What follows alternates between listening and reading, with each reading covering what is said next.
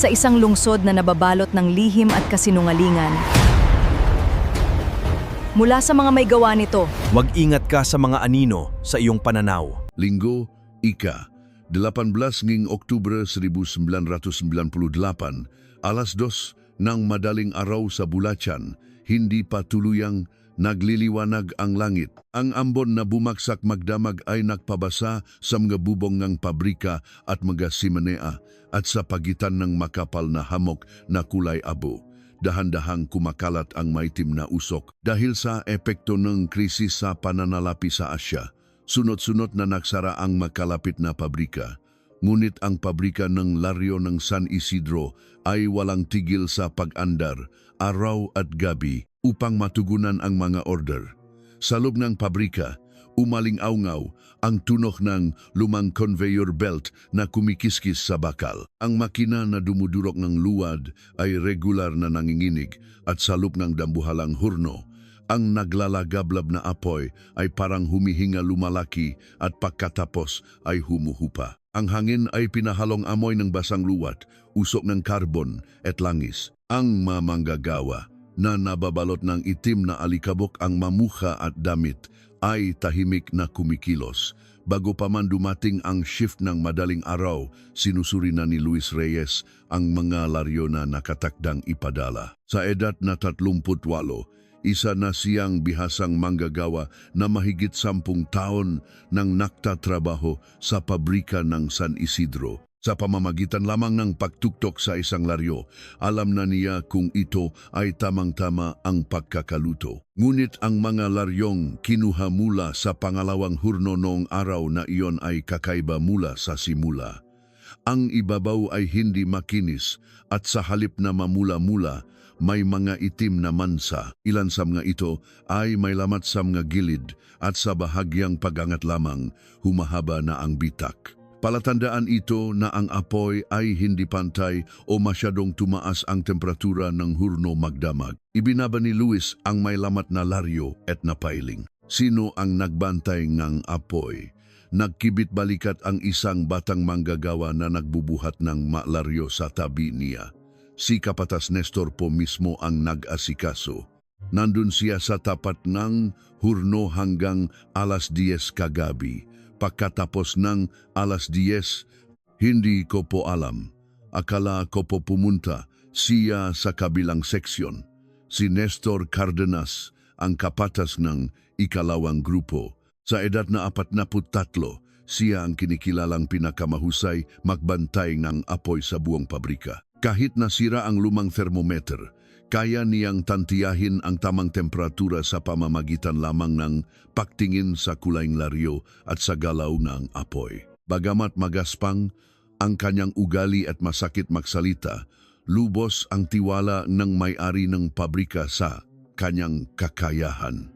Kaya naman, mahirap paniwalaan na pababayaan ni Nestor ang hurno sa kalagitnaan ng gabi. Hinubat ni Luis ang kanyang guwantes at inihagis sa mesa. Hanapin ninyo si Kapatas. Kapag itinapon lahat ito, isang buwang sahot natin ang mawawala. Una siyang naktungo sa opisina ng ikalawang grupo. Ang naroon lamang ay isang baso ng malamig na tubig at isang nakabukas na logbook. Sa huling linya ng logbook, nakasulat ang temperatura ng hurno at ang dami ng ibinuhos na karbon noong 9:40 ng gabi. Blanko na ang masumunot na linya. Nilibot ni Luis ang likod ng hurno, ang bodega ng materyales at maging ang pahinggahan, ngunit wala ni anino ni Nestor. Ang manaktrabaho sa night shift ay nagsiyuwian na o naliligo sa banyo. Walang sinuman ang nakakaalam kung saan siya nakpunta.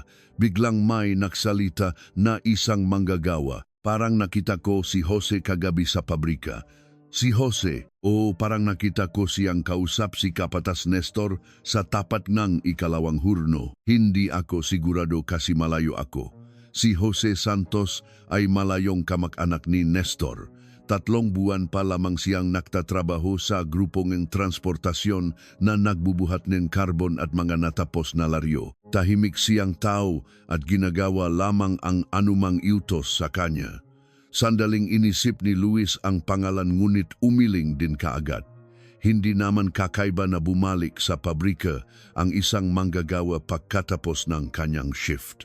Minsan ay may kinukuha silang naiwang gamit o tinitiknan ang susunod na schedule. Bilang huling pagpipilian, naktungo siya sa tapunan sa likod ng pabrika. Ang tapunan ay Halos 700 metro ang layo mula sa production building. Doon itinatapon ang makasirang laryo at mga natirang abong karbon. Sa isang sulok, may isang maliit at matagal ng saradong hurno at sa tabi nito ay may mahabang pader na gawa sa pulang laryo. Dahil sa ingay ng makina, isa itong liblib na lugar kung saan kahit sumigaw ka ay hindi maririnig sa production building. Habang papalapit si Luis, napansin niyang nangingitim ang lupa sa kanyang paanan. Ang abong karbon na basang ulan ay kumakapit na parang putik. Unti-unting humina ang ingay mula sa pabrika at ang tanging maririnig na lamang ay ang malinaw na tuno ng gapata ng tubig mula sa gilid ng bubong. Pagpasok ni Luis sa bukanan ng tapunan, bigla siyang natigilan. May mahaba at hindi regular na mga marka sa lupa. Bakas itong ng isang mabigat na bagay na kinalatkan. Ang itim na abo ay nahawi sa makabilang gilid at sa pagitan nito, may mga pulang tuldok na kumalat at humalo sa tubig ulan. Sa una, inisip niyang tumagas na langis lamang ito mula sa isang kinakalawang na makina, ngunit iba ang amoy. Pinigil ni Luis ang kanyang hininga at sinundan ang nga bakas. Ang mabunton ngang itinapong laryo ay lumikha ng isang makipot na daanan. Sa dulo ng daanan, may isang lumang kariton ng karbon na nakatagilid. Sa ilalim nito, nakalabas ang isang bota ng manggagawa. Kapatas Nestor, walang sumagot. Lumapit pa si Luis ng ilang hakbang.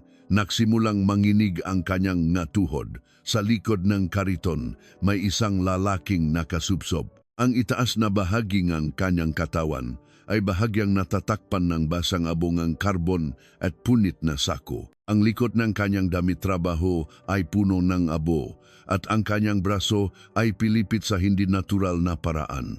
Lumipat si Luis sa gilid upang makita ang mukha. Sa sandaling iyon, isang maikli at basag na tunog ang kumawala mula sa kanyang lalamunan. Ang nakahandusay na lalaki ay si Nestor.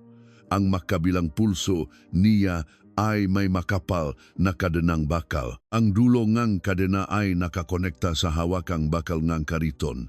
Ang kanyang nga kamay ay puno ngang putik at may itim na pulang mansa at ang madaliri ay nakabaluktot na parang may hinahawakan bago tuluyang nanigas. Ang isang bahagi ng kanyang mukha ay nakaharap sa pader ng lumang hurno. May malulubhang paso sa kanyang pisngi at sentido. At ang dugong kumalat sa ilalim ng kanyang ulo ay humalo sa abongang karbon. Nabumuong ang isang itim na sanaw, napaatras si Luis at nabangga ang isang bunton ng laryo. Gumuho ang ilang piraso na lumikha ng malakas na ingay. Agad siyang tumalikot at nagsimulang tumakbo. Nadulas ang kanyang nga paa sa basang abo, ngunit hindi siya tumigil. May patay. Sigaw niya pagpasok sa production building. Patay si Kapatas Nestor. Humigit kumulang 20 minuto ang lumipas. Dumating sa pabrika ng San Isidro ang mga investigador mula sa himpilan ng pulisya at mga tauhan ng crime scene investigation. Naglagay ng police line ang mga pulis sa pasukan ng tapunan at pinanatili ang lahat ng manggagawa sa production building para hintayin ang investigasyon. Mula pa lamang sa simula, napagtanto ng mga investigador na pumasok sa crime scene na hindi ito isang simpleng kaso ng pagpatay. Ang kaliwang braso ni Nestor ay baling-bali at ang makabilang tuhod ay may mga palatandaan ng paulit-ulit na paktama. Ang likod ng kanyang makamay at mga daliri ay may mapinsalang tila paulit-ulit na pinukpok ng isang mabigat na bagay. Sa kanyang ulo, may mga sugat na dulot ng pagpalo ng isang matigas at metal na bagay.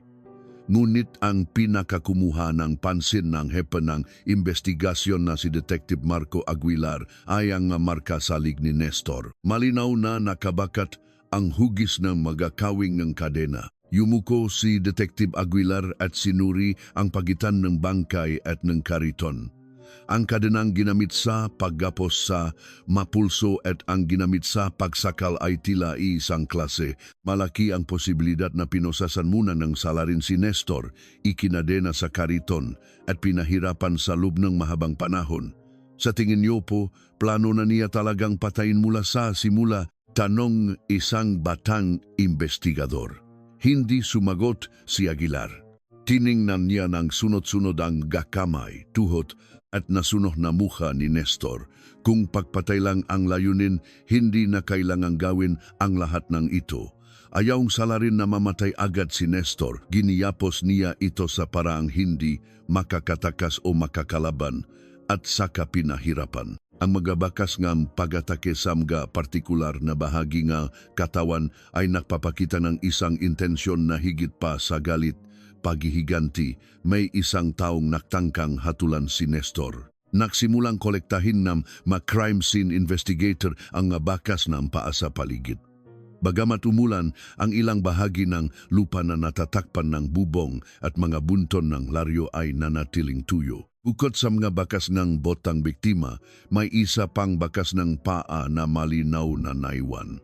May haba itong humigit kumulang 28 sentimetro. Ang suwalas ay may disenyong alon-alon at ang kanang takong ay halatang putpot. Ang bakas na ito ay mula sa direksyon ng production building papasok sa tapunan. Naglakad ito katabi ng biktima at malapit sa kariton, nakahalo-halo ang mga bakas. Ngunit sa daan palabas, isang tao na lang ang may bakas ng paa. Tumingin si Detective Aguilar sa sahig ng tapunan at nagsalita. Kusang pumunta rito ang biktima kasama ang salarin. Hindi po ba siya kinalatkad? Walang bakas ng paglalaban sa daan. Inatake siya pagdating nila rito. Kung gayon, ang salarin ay isang taong hindi pinagdudahan ni Nestor na sundan. Isang taong pamilyar sa istruktura ne pabrika, alam ang schedule ne night shift at ang lokasyon ne tapunan. Habang kinukuha ang bangkay, isang tauhan ang nakahanap ng isang lukot na piraso ng papel sa loob ng bulsa ng damit trabaho ng biktima. Karamihan sa mga sulat ay nabura na dahil sa dugo at pagkabasa. Ngunit may isang pangalan sa gitna na bahagya pang nababasa, Maria Cruz. Sa ilalim nito, may isang maikling pangungusap. May sasabihin ako tungkol sa kaso ni Maria. Inilagay ni Detective Aguilar ang papel sa isang evidence bag. Sino si Maria Cruz? Nang tanungin niya ang manggagawa, isang kakaibang bagay ang nangyari. Ang mataong kanina lang ay nagbubulungan ay sabay-sabay na nanahimik. Ang ilan ay yumuko, habang ang iba ay sumusulyap sa katabi. Kapansin-pansin ang pagbabago ng ekspresyon ng mga babaeng manggagawa. Hindi pinalampas ni Aguilar ang reaksyong iyon. Walang nakakakilala sa kanya. Pagkaraan ng mahabang sandali, isang babaeng nasa katanghaliang gulang mula sa packaging section ang maingat na nagsalita. Asawa po siya ni Jose Santos. Sino si Jose Santos? Komagonok po ni Kapotos. Nagtatrabaho sa transportasyon. Tiningnan ni Aguilar ang listahan ng mga manggagawa. Hindi pumasok si Jose Santos noong araw na iyon. Hindi rin siya makontak. Sa pagkakataong iyon, isang babaeng manggagawa mula sa likuran ang bumulong sa napakahinang boses. Nangyari na nga sa wakas. Tumingin sa kanya si Aguilar. Anong ibig mong sabihin? Nakagatlabi ang babae na tila ayaw sumagot. Ngunit nang tumingin siya sa tapunan sa kabilang police line, sa wakas ay nagsalita siya. Ang ibig kong sabihin, hindi lang isa ang taong gustong pumatay kay Kapatas Nestor. Nagsimulang humupa ang hamogang madaling araw. Ngunit ang kadilimang bumabalot sa pabrikang ng San Isidro ay lalo pang kumapal. Sa hurno, ang pulang apoy ay patuloy pa ring nagliliyab at ang mga laryong kalalabas lamang mula sa ikalawang hurno ay pawang may itim at maruming kulay na para bang alam nila ang lahat ng nangyari sa gabing iyon.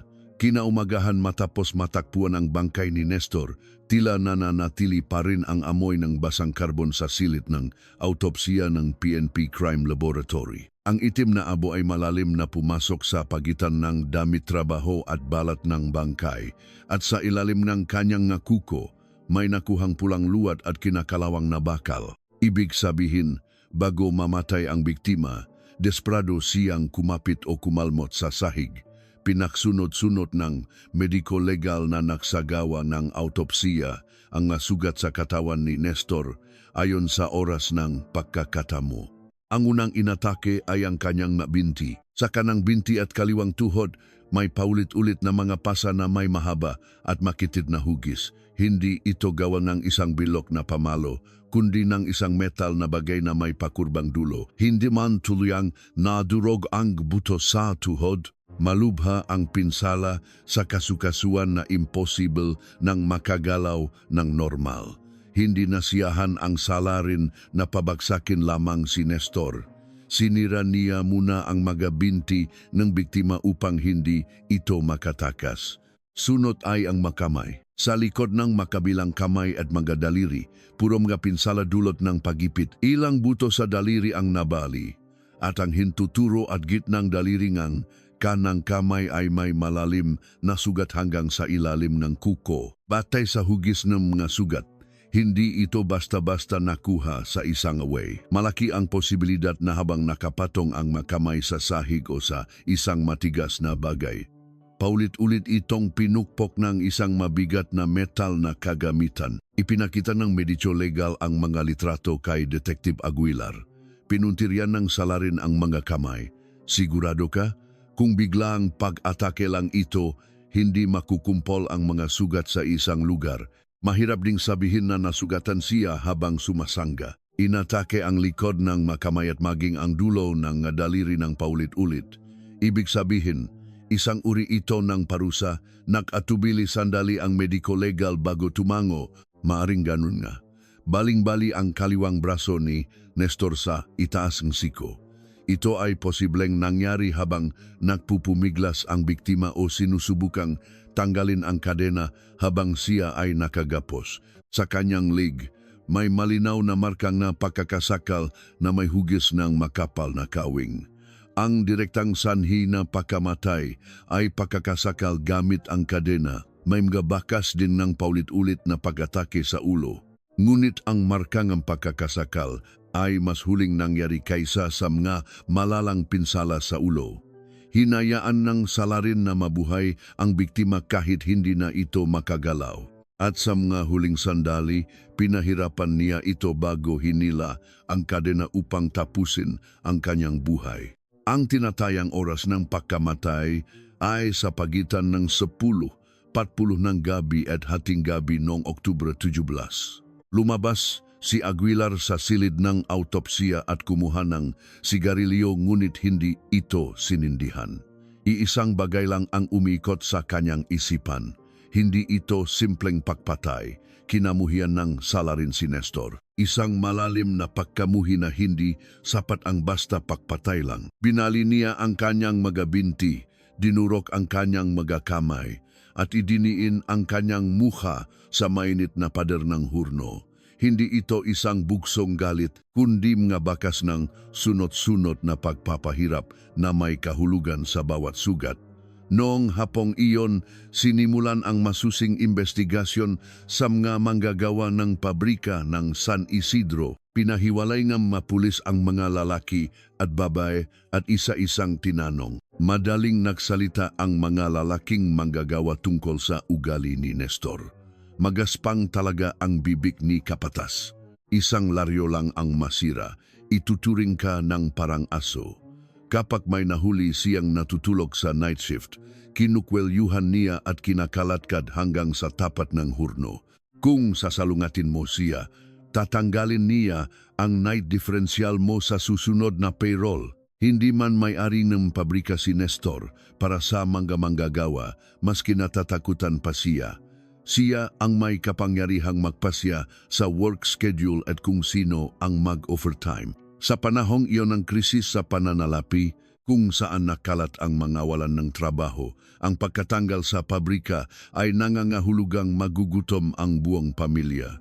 Alam na alam ni Nestor ang kapangyarihang iyon, ngunit nang simulang imbestigahan ang mga babaeng manggagawa, biglang nagiba ang kapaligiran. Sa tuwing babanggitin ang pangalan ni Nestor, yumuyuko sila. May ilan na hindi mapakali ang madaliri at may iba na paulit-ulit ang sinasabi, "Hindi ko po alam, kapatas lang po namin siya, nakakatakot siya sa mga lalaki, pero wala naman po siyang ginawa sa akin." Mas pinaktuunan ni Aguilar ng pansin ang kanilang pananahimik kaysa sa kanilang mga sagot.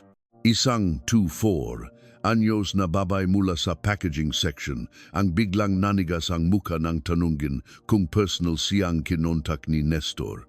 Ngunit agad din siyang umiling. Isa namang babae ang nakagatlabi ng tanungin kung may pagkakataong naiwan silang dalawa lang ni Nestor tuwing night shift at bigla na lang nagsabing kailangan niyang gumamit ng banyo.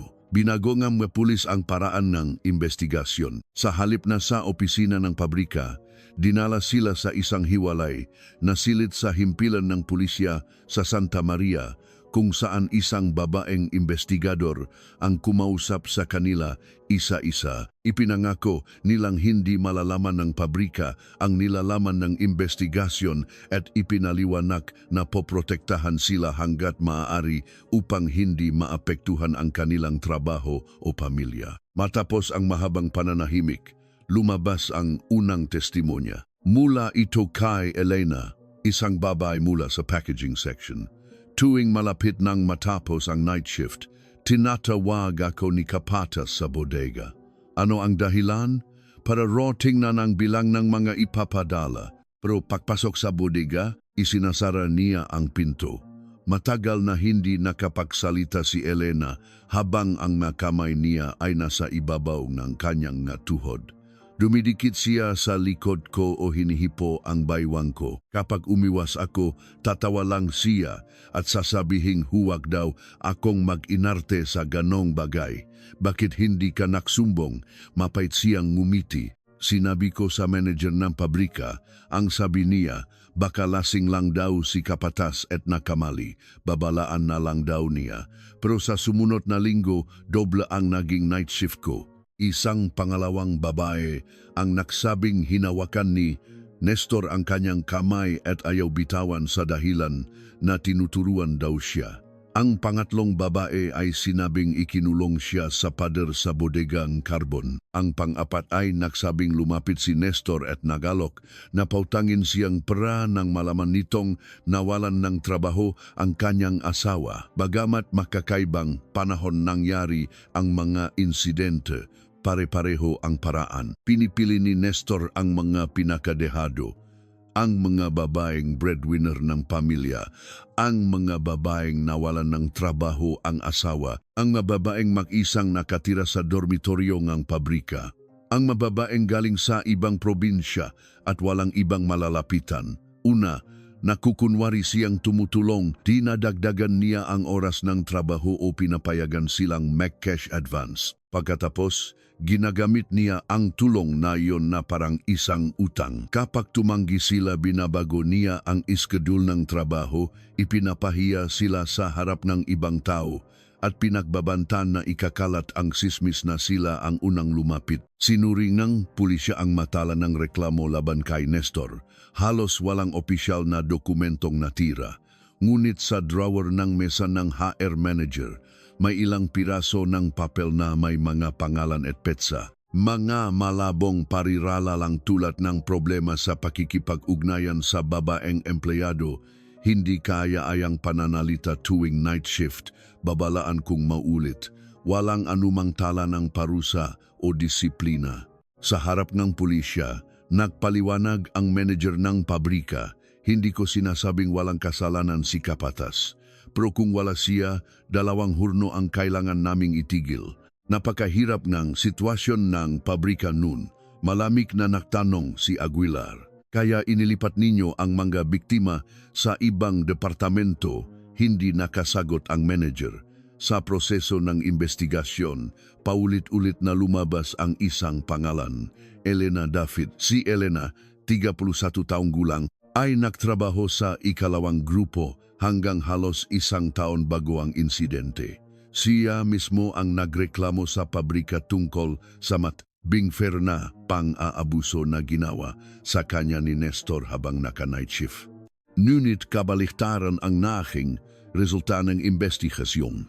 Iginit ni Nestor na si Elena ang unang lumapit sa kanya.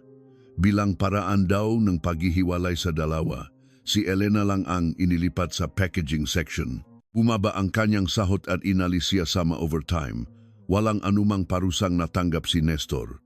Sa halip, tuwing nakikita niya si Elena sa loob ng pabrika, tinatawanan niya ito o pinagbabantaan. Kapag hindi ka tumahimik, sisiguraduhin kong pati asawa mo ay hindi na makakapagtrabaho sa lugar na ito. Nang malaman ito ng asawa ni Elena na si Ramon, pinuntahan niya si Nestor sa pabrika. Isa siyang mekaniko, hindi matangkat ngunit may mainiting ulo. Sa harap ng maraming manggagawa, hinwelyuhan ni Ramon si Nestor. Yang kamay na humipo sa asawa ko, dudurugin ko martilyo. 3 manggagawa ang umawat nun kaya hindi nawi sa malaking gulo. Ngunit ang magsalitang iyon ay muling naalala pagkatapos ng insidente dahil ang 2 kamay ni Nestor ay natakpuang halos wasak. Agad na tinawag ng pulisya sina Elena at Ramon para sa investigasyon. Hindi itinago ni Elena ang kanyang pagkamuhi kay Nestor. Hindi ako nalungkot nang mabalitaan kong namatay siya. Naisip mo bang patayin siya? Ilang beses po, nanginginig ang kanyang boses ngunit hindi siya umiwas ng tingin. Pero hindi ko siya pinatay.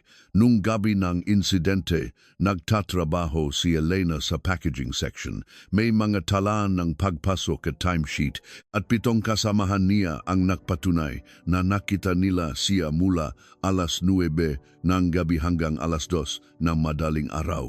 May alibi rin si Ramon, nag-ayos siya ng masasakyan sa isang talyer sa labas ng Santa Maria para ayusin ang isang sirang makina. Kasama niya ang 5 katrabaho mula alas 8 ng gabi hanggang alas 3 ng madaling araw kinabukasan. Nakasulat din ang pangalan niya sa logbook ng talyer. Hindi rin tumugma ang bakas ng sapatos na naiwan sa crime scene. 260 mm ang sukat ng sapatos ni Ramon habang 280 mm ang bakas sa tapunan. Ang kanyang tangkad at pangangatawan ay tila hindi sapat upang lubusang mapabagsak si Nestor. Kaya naman, inalis ng pulisya ang 2 sa listahan ng mga direktang suspek. Habang papalabas, uminto si Elena sa may pinto. Lumingon siya tiningnan si Detective Aguilar. Detective, magsalita ka. Tingin ko po, maling babae ang iniimbestigahan ninyo. Naging matalas ang tingin ni Aguilar. Anong ibig mong sabihin? Nag-atubili sandali si Elena. Siniguro niyang walang ibang tao sa labas ng silit ng interogasyon bago nagsalita sa mahinang boses. Hindi lang po sa akin ganun si Nestor. Pero nitong manakaraang buwan, may isang partikular na babae siyang pinupuntahan. Sino? Si Maria Cruz po, yung asawa ni Jose Santos.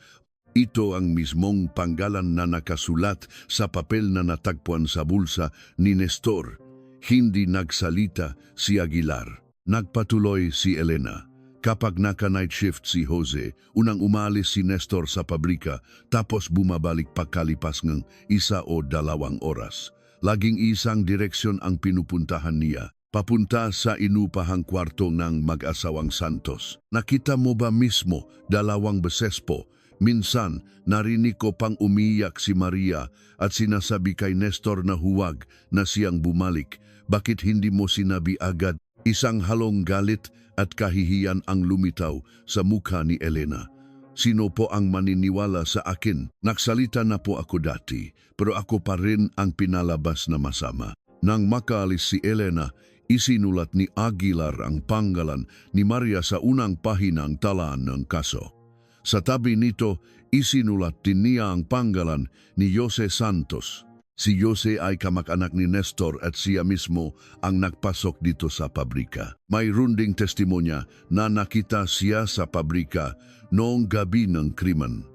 Ngunit ngayon, hindi siya pumasok at hindi na makontak. Agad na inutusan ni Aguilar ang dalawang investigador na alamin ang tirahan ng mag-asawa.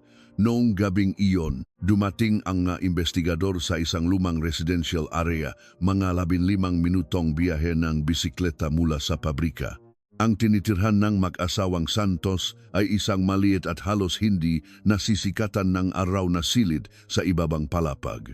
Nakakandado ang pinto, madilim sa loob at walang anumang senyales gang tao. Sinabi ngang may-ari ng bahay na hindi na niya nakita ang dalawa mula pa nung madaling araw pagkatapos ng insidente. Dinala ba nila lahat ng gamit, yung malalaking gamit, nandiyan pa. Pero parang kinuha nila yung manadamit at manabagay na mapagkakakitaan. Isang matandang babae na nakatira sa katabing silid ang nakaalala ng isang pangyayari ilang araw na ang nakalipas. Nung isang gabi, nagaway sila ng malakas. Umiyak yung babae tapos sumisigaw yung lalaki na parang may binabasag. Narinig niyo po ba kung anong pinag-usapan nila? Kumunot ang nonang matanda, paulit-ulit na lumalabas yung pangalang Nestor o Kapatas. Sabi ngang babae, wala raw siyang magawa. Sabing lalaki, sandaling nanahimik ang matanda bago dahan-dahang nagsalita. Dudurugin daw niya lahat ng parte ng katawan na hinawakan ng matandang yon. Habang sinusuri ang silid, isang investigador ang nakahanap ng isang bota sa ilalim ng kama. Itim na gomang suelas, sukat 280 mm. May alon-alon na disenyo ang suelas. Kanan na bota ito, ngunit wala ang kaliwang pares. Inilagay NG investigador ang sapatos sa isang evidence bag at tinawagan si Aguilar. Sir, nahanap namin ang bota na ginagamit ni Jose. Kapareho bang ang bakas sa crime scene? Halos pareho po, isang piraso lang? Opo, nawawala ang kaliwang pares. Sandaling katahimikan ang bumalot sa kabilang linya. Tiningnan ni Aguilar ang magalitratong nakalatag sa kanyang mesa. Ang bakas numpang may alon-alon na disenyo sa ibabaw ng abo, ang makamay ni Nestor na nakagapos sa kadena at ang pangalan sa basang papel. Hindi na sila simpleng masaksi lamang. Nang gabing iyon, ipinakalat ng pulisya sa lahat ng terminal at istasyon ng tren sa buong bansa ang pagkakakilanlan ng dalawa. Ngunit wala ng tao sa kanilang silid at sa isang sulok ng silid, isang abandonadong bota ang tahimik na nagsasabi kung ano ang kanilang tinatakasan. Ang botang natakpuan sa silid ni Jose ay agad na dinala sa crime lab ng pulisya sa Santa Maria. Ang haba at alon-alon na disenyo ng suwelas ay halos eksaktong tumugma sa mga bakas ng pananaywan sa tapunan ng pabrika ng San Isidro. Lalo na ang hindi normal na pagkapudpod ng kanang takong ay makapareho. Napatunayan din sa pamamagitan ng testimonya ng makatrabaho sa pabrika na may ugali si Jose na bahagyang kinalatkat ang kanang paa kapag naglalakad. Ngunit may isang problema, ang nahanap sa silid ay ang kanang bota lamang. Bagamat may magabakas ngang kaliwa at kanang pa sa crime scene, hindi makapagsagawa ngang kumpletong pagsusuri ang pulisya gamit lamang ang isang piraso ng sapatos. Bukod dito, walang nakitang bakas ng dugo o tisyu ng biktima sa ibabaw ng bota. Hindi nagmadali si Detective Aguilar na gumawa ng konklusyon. Masyadong maraming bahagi ng kuwento ang hindi panay papaliwanag para sabihing si Jose ang pumatay kay Nestor. Higit sa lahat, hanggang bago mangyari ang insidente, itinutring niyang tagapagligtas si Nestor. Walang testimonya na makawi ang dalawa. Sa katunayan, kabaliktaran pa nga. Karamihan sa mga manggagawa sa pabrika ay alam na nakakuha na trabaho si Jose dahil kay Nestor. Mismong si Jose ay ilang beses na nagsabi sa harap ng ibang tao na habang buhay niyang babayaran ang utang na loob niya sa kamag-anak na tumulong sa kanya. Bakit naman gagapusin ng ganoong klaseng lalaki si Nestor ng kadena? Sisirain ang kanyang nga binti para hindi makatakas at pagkatapos ay paulit-ulit na atakehin ang kanyang nga kamay. Naniniwala si Aguilar na ang dahilan ay nasa kay Maria Cruz. Sinimulang imbestigahan ng pulisya ang manaiwang gamit ng mag-asawa at ang matestimonya ng magkakapitbahay upang alamin ang kanilang buhay bago sila dumating sa Santa Maria. Ipinanganak si Jose Santos sa isang maliit na bayan sa Bicol. Namatay ang kanyang ama sa isang aksidente sa Minahan noong siya ay 12 taong gulang at ang kanyang ina ay nagtrabaho sa iba't ibang karinderya at paupahan para palakihin ang kanyang nag-isang anak. Hindi nakatapos ng pag-aral, nagsimulang magtrabaho si Jose sa mga construction site sa edad na 18. Dahil malakas siya at hindi pala salita, kinilala siya bilang isang masipag na tao. Halos hindi siya uminom o nakikipag-away. Ikinasal siya kay Maria Cruz noong taksibol ng 1996. Si Maria ay nagtatrabaho sa isang maliit na patahian sa kanilang lugar.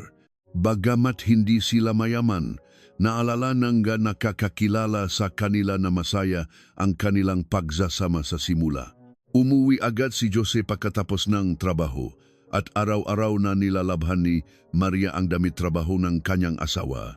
Ngunit wala pang 2 taon silang kasal, sumabog ang krisis sa pananalapi. Nagsara ang construction company na pinagtatrabahuhan ni Jose. Ilang buwan na hindi nabayaran ang kanyang sahod at nagsara ang construction site. Ang patahian kung saan nagtatrabaho si Maria ay nawalan din ng order at tinanggal ang kalahating ng mamanggagawa. Para makabayad ng utang, isa-isang ipinagbilingang mag-asawa ang kanilang magagamit. Una ang telebisyon, sunod ang ref. Sa huli, maging ang singsing pangkasal ni Maria ay isinangla. Ngunit kulang na kulang pa rin ito para sa mga bayarin sa upa at pang-araw-araw na gastusin. Noon nabanggit ng ina ni Jose na mayroon silang malayong kamag-anak sa Santa Maria, Bulacan, si Nestor Cardenas. Si Nestor ay malayong pinsan sa panig ng ama ni Jose, na ilang beses lang niyang nakita sa mapagtitipon ng pamilya. Hindi man sila malapit na magkamag-anak, matagal na siyang nagtatrabaho bilang kapatas sa pabrika ng San Isidro at may matatak na pamumuhay. Nang magpadala ng sulat si Jose para humingi ng tulong, hindi niya inaasahan na agad siyang papayak at papupuntahin sila sa Santa Maria. Noong Pebrero 1998, lumipat ang mag-asawa sa Santa Maria, dala ang ilang damit at kumot sa isang truck. Sa mga unang buwan, napakabait na kamag-anak ni Nestor sa kanila. Tinulungan niya ang mag-asawa na kulang sa pambayad ng deposito na makahanap ng isang silid na uupahan. Siya ang nagsabing mananagot, siya sa may-aring bahay at siya na rin ang nagabono sa kulang na deposito. Tuwing Sabado at Linggo, dinadalhan niya sila ng bigas, noodles at mantika. Minsan, inaabutan niya sila ng sobre na may lamang pera. Bayaran niyo na lang pag guminhawa na kayo. Laging sinasabi ni Nestor, natural lang na magtulungan ang magkakamag-anak sa oras ng pangangailangan. Taos pusong nagpapasalamat si Jose. Sa mga inuman, sinasabi niya sa kanyang nga kasamahan na kung hindi dahil kay Nestor, malamang ay nasalansangan na sila ng kanyang asawa. Kahit na mahirap ang trabaho sa pabrika, hindi siya nagrereklamo. Kahit na masakit magsalita si Nestor sa kanya kumpara sa iba, tinatanggap niya ito bilang isang aral. Ngunit kay Maria, ibang mukha ang ipinapakita ni Nestor. Hindi matukoy ni Maria kung kailan eksaktong nagsimula ang pagbabago. Sa simula, dinadalhan lang siya ni Nestor ng magpakain kapag wala si Jose. Iniisip ni Maria na bumibisita lang ang isang nakatatandang kamag-anak. Kaya inaalok niya ito nga mainom. Isang araw, hinawakan ni Nestor ang pulso ni Maria. Bakit ang gaspang ng kamay mo? Nang biglang bawiin ni Maria ang kanyang kamay, tumawa lang si Nestor at nagkunwaring walang nangyari. Naawalang ako sa isang batang babae na sobrang naghihirap. Pagkatapos nun, nagsimulang magtanong si Nestor tungkol sa iskedul ng trabaho ni Jose. Kung anong oras ito umalis, kailan ang night shift, at kung regular ba ang oras ng pag-uwi. Kapag umiwas si Maria sa pagsagot, Sasabihin ni Nestor na nagtatanong lang siya dahil nakahanap siya ng trabaho para kay Jose. Noong Mayo 1998, sa tulong ni Nestor, nakapasok si Jose bilang pansamantalang manggagawa sa pabrika ng San Isidro. Para kay Jose, isa itong himala. Sa panahong iyon, maraming tao ang pumipila sa job fair mula madaling araw ngunit umuwing bigo. Mahirap at mapanganib ang trabaho sa pabrikang San Isidro, ngunit medyo regular ang sahod at may night differential pa. Ilang beses na yumuko si Jose sa harap ni Nestor. Hindi ko malilimutan ang utang na loob na ito hanggang sa mamatay ako. Tinapik ni Nestor ang kanyang balikat at sinabing, "Ano ka ba, pamilya tayo? Walang utang na loob sa pamilya." Ngunit kinagabihan, pinuntahan niya si Maria. Sinabi ni Nestor na kung hindi dahil sa kanya, hindi man lang makakatuntong si Jose sa pabrika. Idiniin niya na mas kakailanganin niya ang tulong nito para maging regular na empleyado. At pagkatapos, ipinatong niya ang kanyang kamay sa balikat ni Maria. Nang umiwas si Maria, nawala ang ngiti sa kanyang mukha. "Alam mo ba kung makano na ang nagastos ko sa inyo? Babayaran po namin kapag nakaipon na kami. May mga bagay na nababayaran ng pera at mayroon ding hindi." Noong gabing iyon, itinulak ni Maria si Nestor palabas ng silid. Ngunit kinabukasan sa pabrika, biglang inilipat si Jose sa pinakamahirap na trabaho, ang transportasyon. Halos wala siyang pahinga at kailangan niyang magbuhat ng mas maraming karbon kaysa sa ibang manggagawa ng mag-isa. Ilang araw ang lumipas, muling pinuntahan ni Nestor si Maria. "Kung ganyan ka ng ganyan, hindi man lang abutin ng asawa mo ang katapusan ng training period niya." Paulit-ulit niyang idiniin na malaki ang tiwala sa kanya ng pabrika. Isang salita niya lang, kaya niyang gawing regular si Jose o tanggalin agad. Hindi tinanggap ni Maria ang sobrenadala ni Nestor. Ngunit ibinato lang niya ito sa sahig at umalis. Nong gabing iyon, masayang ibinalita ni Jose na makakabayat na sila ng upa dahil sa perang iyon. Walang imik si Maria. Habang lumilipas ang panahon, lalong dumalas ang pagbisita ni Nestor. Alam na alam niya kung kailan naka-night shift si Jose. Kapag hindi niya binubuksan ang pinto, sumisigaw ito sa labas at tinatawag ang pangalan ni Jose. Dahil sa takot sa sasabihin ng mga kapitbahay, napipilitang buksan ni Maria ang pinto at walang pakundangang papasok si Nestor. Ilang beses na sinubukan ni Maria na sabihin ang lahat kay Jose. Ngunit sa tuwing nababanggit ang pangalan ni Nestor, pasasalamat agad ang lumalabas sa bibig ng kanyang asawa. Wala nang ibang taong tutulong sa atin ng ganito kundi siya. Sa tuwing naririnig niya iyon, nananahimik na lamang si Maria. Ginamit ni Nestor ang pananahimik na iyon. Sa tuwing tatanggi si Maria, pinagbabantaan niya itong tatanggalin sa trabaho si Jose. Kapag ipinaalam niya sa iba ang tungkol sa kanila, sasabihin niyang si Maria ang unang nangakit sa kanya. Dahil alam ni Maria kung paano trinato si Elena David sa pabrika, alam niyang hindi lang ito basta pananakot. Habang papalapit ang taglagas, kapansin-pansin ang pagpayat ni Maria. Naalala ng mga kapitbahay na bihira na siyang lumabas ng bahay. Bagamat walang magapasa sa kanyang mukha, palagi siyang maputla na parang hindi nakakatulog. Kapag lumilitaw si Nestor sa eskinita, isinasara ni Maria ang bintana at pinapatay ang ilaw. Ngunit patuloy pa rin siyang bumibisita. Isang linggo bago ang insidente, nakita silang nagtatalo sa eskinita. Umiyak na sinabi ni Maria, "Huwag na po kayong pumunta rito, sasabihin ko na po sa asawa ko ang lahat." Hinawakan ni Nestor ang kanyang braso at sumagot sa mahinang boses, "Sige, sabihin mo. Sa tingin mo kanino maniniwala ang asawa mo?" Pagkatapos noon, nakulong na si Maria sa kanyang silid. Muling siniyasat ng pulisya ang silid. Sa ilalim ng lababo, may natakpuang ilang punit na sobre. Sa mga sobre, may selyo ng isang bangko na madalas gamitin ni Nestor. Bagamat hindi matukoy ang eksaktong halaga, malinaw na ilang beses siyang nagabot ng pera. Sa loob ng isang drawer, may isang application form para sa regularisasyon sa pabrika ng San Isidro. Nakasulat ang pangalan ni Jose Santos sa application, ngunit hindi pa ito naipapasa. Sa ibaba, may isang maikling tala na tila sulat kamay ni Nestor. Nakadepende sa ugali. Matagal na tinitigan ni Aguilar ang pangungusap na iyon. Para kay Nestor, ang trabaho ni Jose ay hindi isang kabutihan. Isa itong tali para kontrolin ang mag-asawa. Isang tali na tila pinaluluwagan paminsan-minsan ngunit kayang sakalin sila anumang oras. Nagpatuloy ang pagsisiyasat hanggang gabi. Nang iangat ang sahig sa ilalim ng kama, isang maliit na kwaderno ang natakpuan. Karamihan sa mga pahina ay blanco, ngunit sa huling bahagi, may isang pangungusap na tila isinulat ni Maria ng paulit-ulit.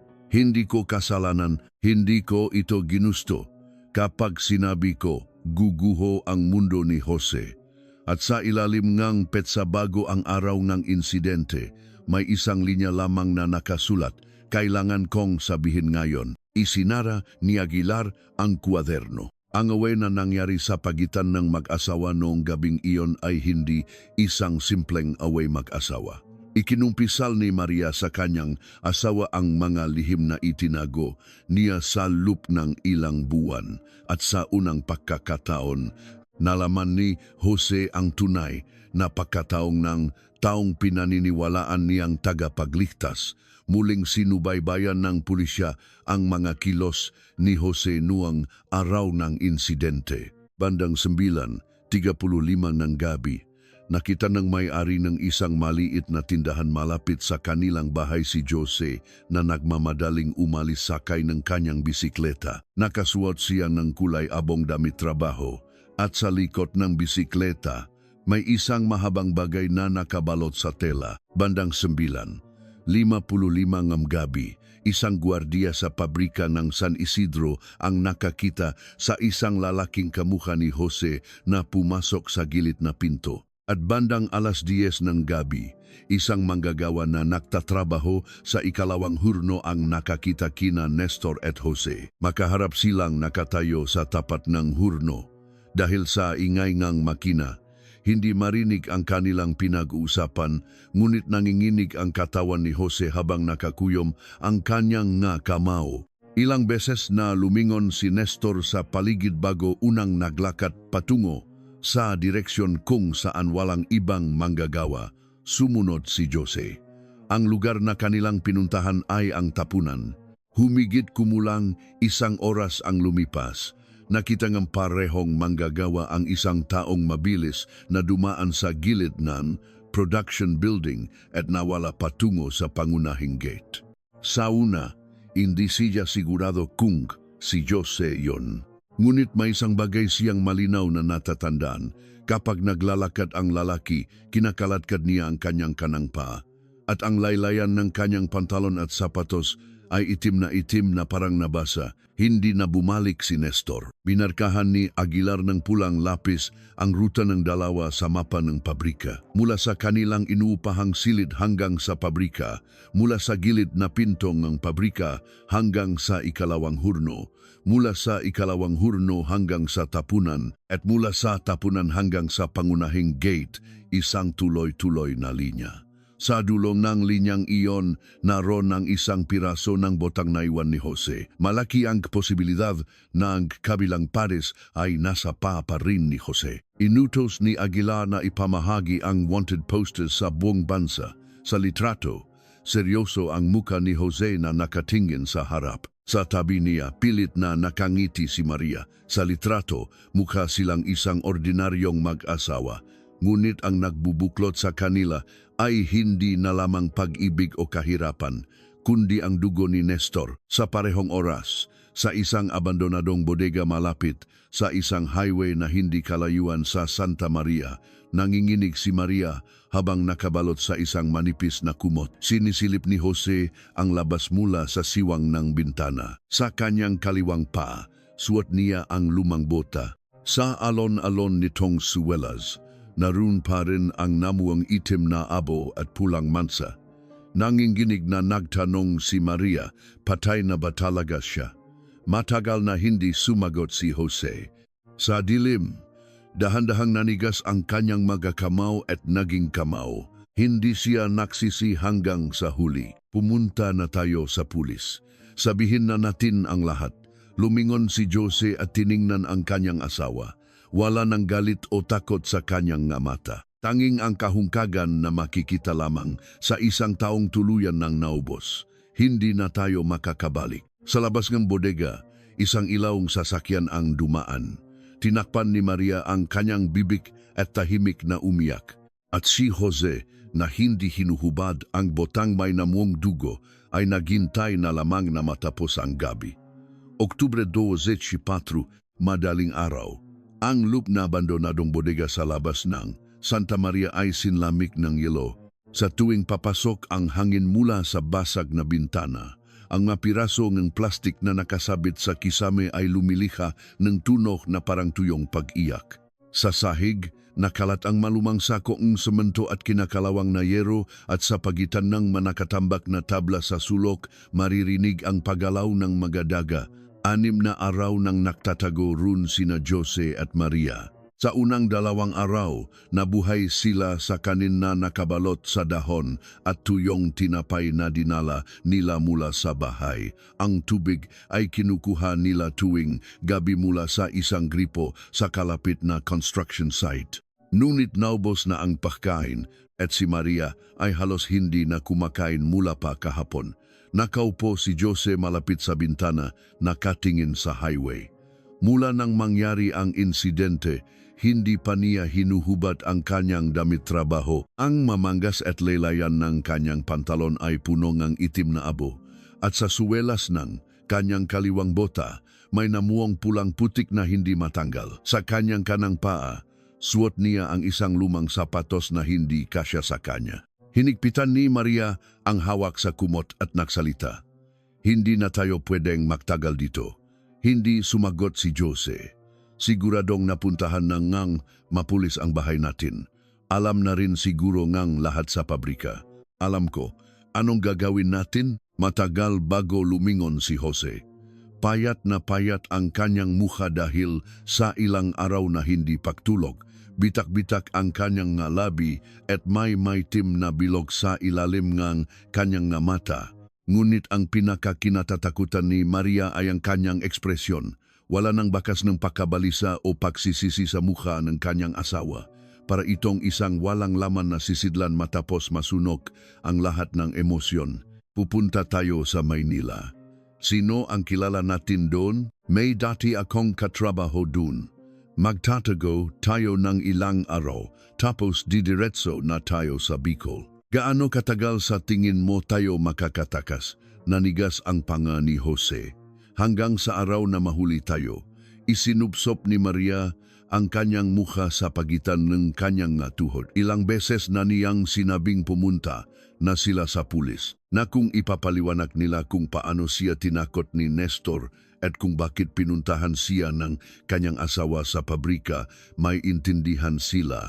Ngunit ayaw makinig ni Jose, bagamat naniniwala siyang tama ang kanyang ginawa, alam din niyang hindi siya patatawarin ng batas. Umalis sila sa bodega bago pa man sumikat ang araw. Naglakad sila sa gilid ng highway ng mahigit 1 oras upang iwasan ang mga tao. Dumaan sila sa mga makikitid na daanan sa pagitan ng mga palayan at greenhouse sa halip na sa malaking kalsada.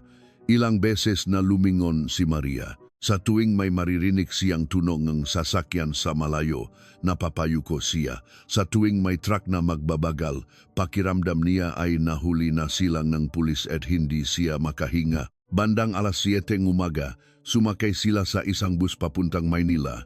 Sa loop ng bus, naroon ang matatandang pawimula sa palengke at mga manggagawang nakasuot ng damit trabaho. Umupo si Jose sa pinakalikot sa tabing ng bintana at ibinaba ng husto ang kanyang sombrero. Inilagay ni Maria ang isang malaking bag sa kanyang kandungan. Sa loob ng bag, naroon ang ilang damit, ang natitirang pera at ang kamisetang suot ni Jose noong gabing ng krimen. Sinabi ni Maria na itapon na nila ang kamiseta. Ngunit sinabi ni Jose na baka may makakita sa usok kung susunugin nila ito malapit sa bodega at isumbong sila, kaya isinilit na lang niya ito sa bag. Sa manggas ng kamiseta, may isang kulay kapeng mansa na hindi matanggal kahit anong kuskos. Nang umandar ang bus, tumingin si Maria sa labas ng bintana. Sa malayo, natatanaw ang simenea ng pabrika ng San Isidro. Sa ilalim ng maulap na langit, isang mahabang itim na usok ang umaagos. Iniwas ni Maria ang kanyang tingin. Naroon ang lahat ng kanyang nakagisnan. Ang balava inupahang silid, ang trabahong ng kanyang asawa, ang bangkay ni Nestor at ang lihim na huli na niyang sinabi. Sa parehong oras, sa himpilan ng pulisya sa Santa Maria, isang pagpupulong ang isinasagawa upang tukuyin kung saan nagpunta ang mag-asawang Santos. Tinitigan ni Detective Aguilar ang mapa ng Pilipinas na nakadikit sa pader. Ang probinsya ni Jose ay Bicol. Ang pamilya ni Maria ay nasa Quezon at pareho silang may mga kakilala sa Maynila. Mula sa Bulacan, malaki ang posibilidad na sumakay sila ng bus sa Cubao Terminal papuntang Bicol o Quezon. Ipinakalat ng pulisya ang mga litrato ng dalawa sa mga pangunahing terminal at istasyon. Nagpadala rin ng mga abiso sa mga motel, inn at mga lugar kung saan nag-abang ng trabaho ang mga tao. 10:20 ng umaga, isang tawag ang natanggap mula sa terminal ng bus. Isang empleyado sa ticket booth ang nagulat na nakita niya ang isang babaeng kamukha ng nasa wanted poster na bumibili ng tiket papuntang Maynila. Kasama niya ang isang lalaking nakasuot ng kulay abong sombrero at hindi sila maraming dalang bagahe. Sumakay sila sa bus na umalis NG 9:50 NG umaga. Agad na nagpadala si Aguilar na investigador sa Cubao Terminal. Ang bus mula sa Santa Maria ay may umigit kumulang 40 minuto pabago dumating. Daksaan ang matao sa terminal. Karamihan ay papunta sa mga probinsya para sa katapusan ng linggo. Mahaba ang pila sa mga ticket booth at walang tigil ang anunsyo ng mapaalis na sasakyan mula sa mga speaker. Ang maimbestigador na nakasibilyan ay pumuwesto sa mga labasan, sakayan at malapit sa mga banyo.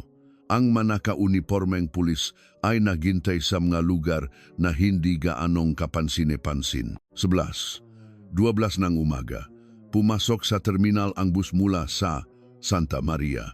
Isa-isang naksibabaan ang mga pasahero.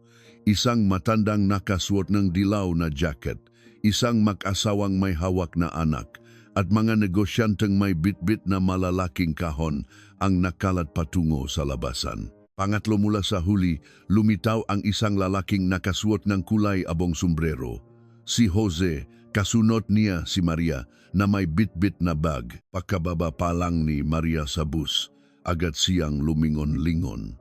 Sandaling naktama ang kanilang mata ng isang investigador na nakatayo sa dulo ng pasilyo. Natigilan siya sa paglakad. Bumulong si Jose. Tuloy lang sa paglakad. Naglakad sila patungo sa direksyon ticket booth. Hindi pa lumalapit ang mga investigador. Kung manlalaban si Jose sa isang lugar na maraming tao, maaring may masaktan na sibilyan. Hindi pa rin kumpirmado kung may dala siyang armas. Bumili si Jose ng 2 tiket ng bus papuntang Bicol. Ang oras ng pag-alis ay 11:40 ng umaga.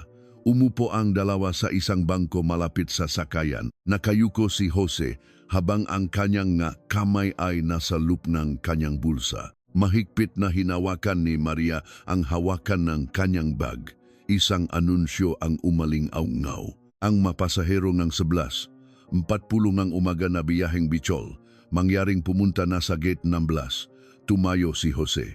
Sa sandaling iyon, hinawakan ni Maria ang kanyang manggas. Jose, bakit? Tama na. Halos hindi marinig ang kanyang boses. Tapusin na natin dito. Tiningnan ni Jose ang kanyang asawa. Sa isang iglap, nag-alinlangan ang kanyang mata. Ngunit tinanggal niya ang kamay ni Maria at naglakad patungo sa sakayan. Nang pumila sila para ipakita ang kanilang mangga tiket, nagbigay ng senyas si Aguilar. 3 investigador ang lumapit mula sa iba't ibang direksyon. Jose Santos, sa pagkarinig ng kanyang pangalan, nanigas ang balikat ni Jose. Hindi siya lumingon, sa halip ay itinulak niya ang taong nasa harapan niya at tumakbo papasok sa sakayan. Nagsigawan ang matao at nagsitabihan. Tumalon si Jose sa rehas at sinubukang pumasok sa pagitan ng mabus. Ngunit isang investigador na nag-abang sa kabilang panig ang yumakap sa kanyang baywang. Siniko ni Jose ang muka, no la, investigador at pumiglas. 2 pang investigador ang sumugod. Matapos ang maikling paglalaban, napasuko siya sa sahig.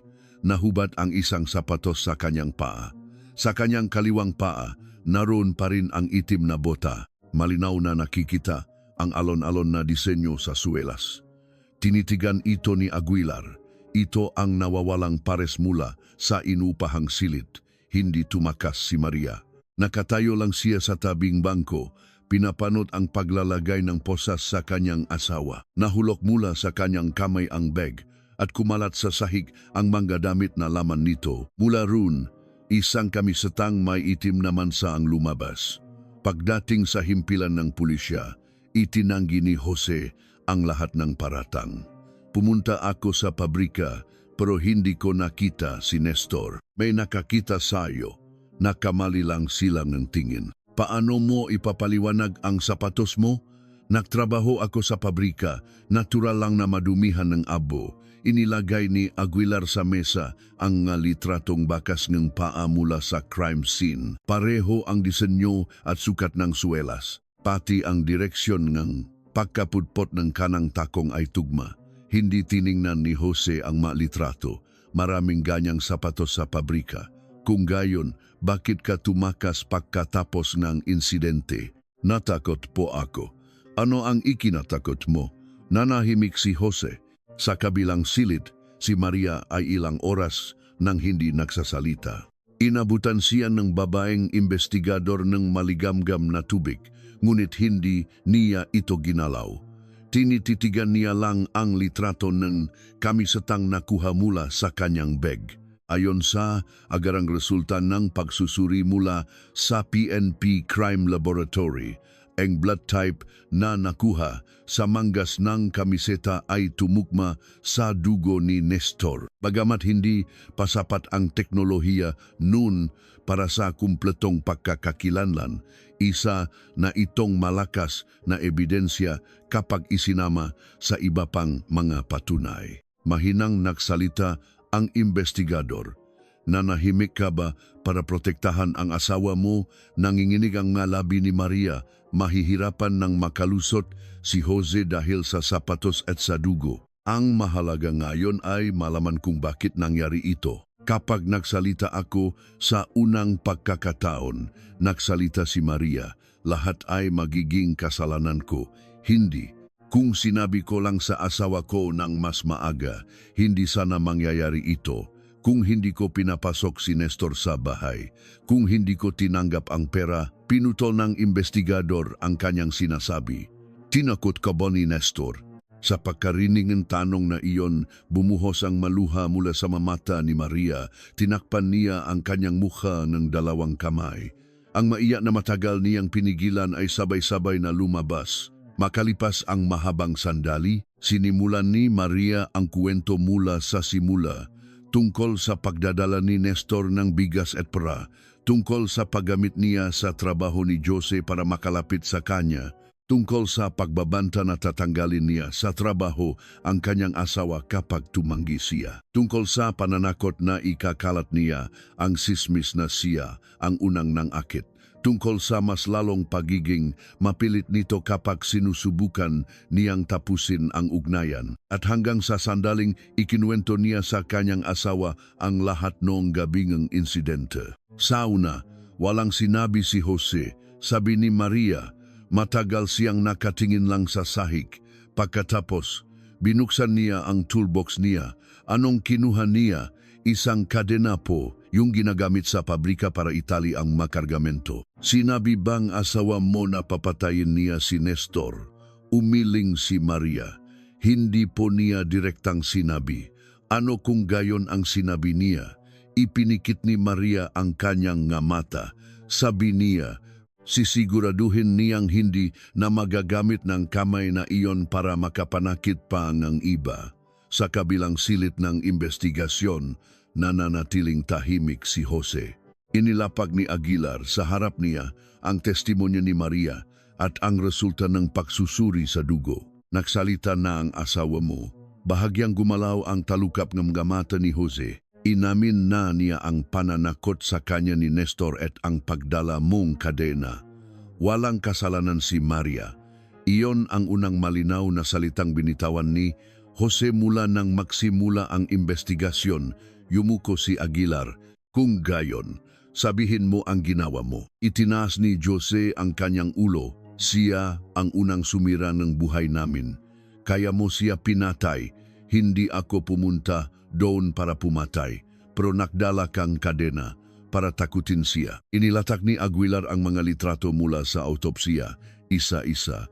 Ang durok na tuhod at kamay, ang marka ng kadena sa lig, ang mga sugat sa ulo. Ito ba ang ginagawa ng isang taong nananakot lang? Natigilan ang tinjin ni Jose Sam litrato. Sandaling walang nagbago sa kanyang mukha. Ngunit nang makita niya ang litrato ng makamay ni Nestor, bahagyang nanginig ang kanyang panga.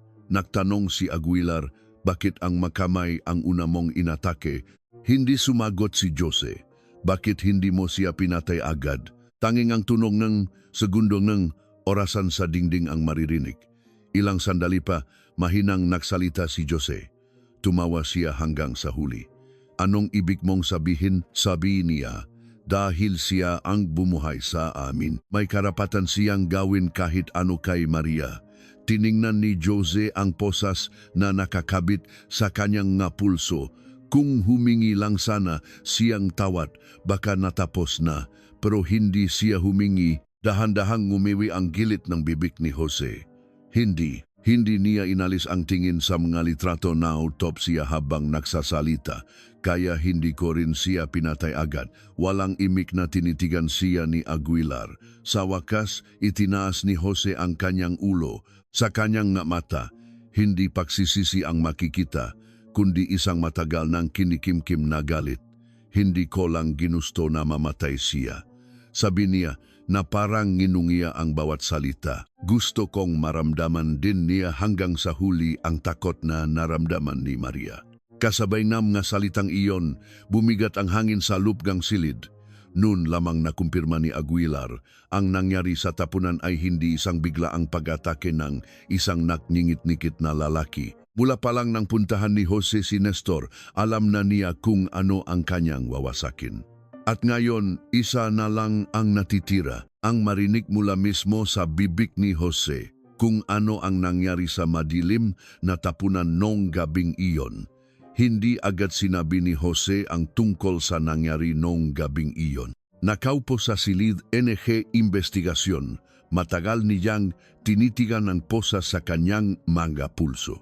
Sa ilalim ngang ilaw ngang fluorescent lamp, ang kanyang mukha ay maputla na parang ilang araw nang hindi nakakatulog.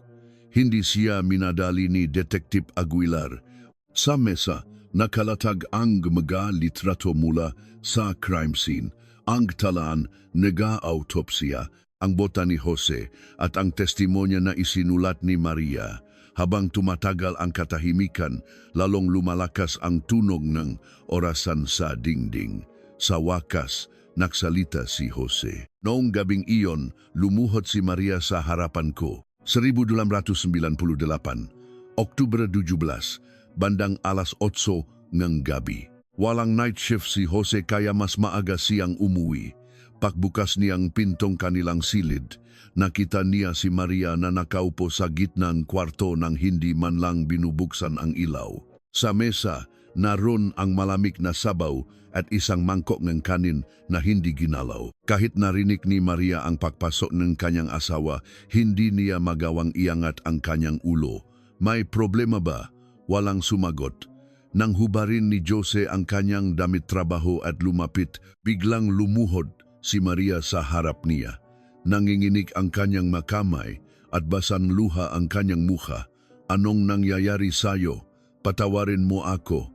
Saan? Kailangan kong sabihin sa'yo kung ano ang nangyari sa akin. Ilang beses na natigilan si Maria sa pagsasalita. Sa una, inakala ni Jose na may utang ang kanyang asawa o may itinagong bayarin sa upa. Ngunit nang lumabas ang pangalan ni Nestor, nanigas ang kanyang ekspresyon. Ikinuwento ni Maria ang lahat mula sa unang araw na pumunta si Nestor sa kanilang bahay. Ang pagiging mabait nito habang nagdadala ng bigas at mantika. Ang pagpunta-punta nito sa bahay sa dahilan na inaayos ang trabaho ni Jose. Hanggang sa pagsisimula nitong alamin kung kailan wala ang kanyang asawa. Sinabi rin niyang tumanggi siya noong unang hinawakan ang kanyang pulso.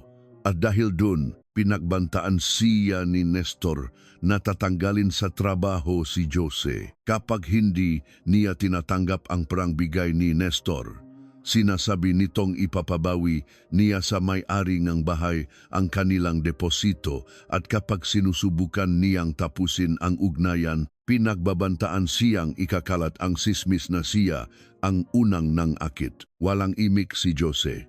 Habang nakpapatuloy ang kuwento ni Maria, nawawala ang kulay sa kanyang mukha. Ang taong iyon ang itinuturing niyang tagapagligtas. Siya ang nagsabi sa asawa niya na maglutong kanin mula sa bigas na bigay ni Nestor at ang parangbigay nito ang ipinambayad nila sa upa. Pagkatapos niyang makapasok sa pabrika, ilang beses siyang yumuko sa harap ng maraming tao at sinabing habang buhay niyang hindi malilimutan ang utang na loob. Sa buong panahong iyon, tuwing siya ay naka-night shift, pumupunta pala si Nestor sa kanilang bahay. Bakit hindi mo sinabi noon pa? Kakaiba ang kalamigan sa boses ni Jose. Natakot ako na baka mawalan kang trabaho. Yun lang ba? Umiling si Maria. Natakot ako na baka hindi mo kayanin kasi parang kapatid mo na ang turing mo sa kanya. Matagal na nakatingin lang si Jose sa sahig.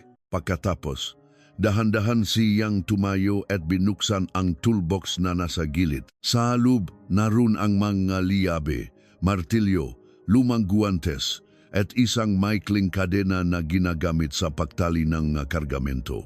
Nang kunin niya ang kadena, agad siyang hinawakan ni Maria sa braso. Saan ka pupunta? Makikipag-usap. Huwag, Jose. Pumunta na tayo sa pulis. Anong sasabihin natin sa pulis? Sa unang pagkakataon, tumaas ang boses ni Jose. Nasaan ang ebidensya? Sasabihin ng hayop na yon na ikaw ang unang nangakit. Kakampihan na naman siyang mantaw sa pabrika. Gagawin ka lang sinungaling tulad ng ginawa nila kay Elena. Hinarangan ni Maria ang pinto kahit na huwag kang pumunta. Dahan-dahang tinanggal ni Jose ang kamay ng kanyang asawa. Hindi ko siya papatayin. Isinuksok niya ang kadena sa loob ng kanyang damit trabaho. Sisiguraduhin ko lang na hindi na niya magagamit ang makamay na yon para makapanakit pa ng iba. 9:35 ng gabi. Umalis si Jose sakay ng kanyang bisikleta. Umaambon sa mga eskinita ng Santa Maria. Malabo ang liwanag ng mga poste sa basang aspalto. Habang papunta siya sa pabrika, ilang beses niyang naisip na bumalik na lang. Ngunit sa tuwing ipipikit niya ang kanyang nga mata, naalala niya ang sarili niyang yumuyuko sa harap ni Nestor. Naalala niya ang nga oras na nanginginig ang kanyang asawa sa lupgang silid, nagabang sa mga yabag ng lalaking iyon. Ang galit ay lumalaki sa bawat pag-ikot ng gulong ng bisikleta. Dumaan si Jose sa gilid na pinto ng pabrika, hindi sa pangunahing gate. Dahil madalas siyang lumabas-masok doon, hindi gaanong nahinala ang guwardiya. Sa tapat ng ikalawang hurno, nakatayo si Nestor. Sinusuri ni Nestor ang temperatura nang makita niya si Jose at kumunot ang no. Hindi ba't day off mo ngayon? May pag-usapan po tayo, kapatas, bukas na. Tungkol po ito kay Maria. Natigilan si Nestor. May dalawang manggagawa na nagbubuhat ng karbon sa malapit. Tiningnan sila ni Nestor bago hininaan ang kanyang boses. Hindi ito ang tamang lugar para pag-usapan yan. Siya ang unang naglakad patungo sa direksyon ng tapunan. Sumunod si Jose. Habang papalayo sila sa production building, humihina ang ingay ngang magina, ngunit ang init mula sa hurno ay nararamdaman pa rin sa kanilang likuran. Halos walang ilaw sa tapunan. Tanging ang mapulang liwanag mula sa buka ng lumang hurno at ang malamlam na sinang buwan ang bahagyang nagbibigay liwanag sa mga bunton ng laryo. Huminto si Nestor sa tapat ng isang lumang kariton ng karbon. Anong sinabi sa iyo ni Maria? Sinabi niya po lahat ng ginawa ninyo. Sandaling katahimikan.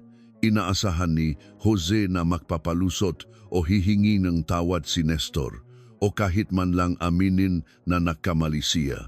Ngunit bahagyang tumawa si Nestor. At ngayon, nagpapanggap siyang biktima, nanigas ang kamao ni Jose. Ginamit niyo raw po ang trabaho ko para takutin siya. Alam mo ba kung magkano ang perang ibinigay ko sa inyo?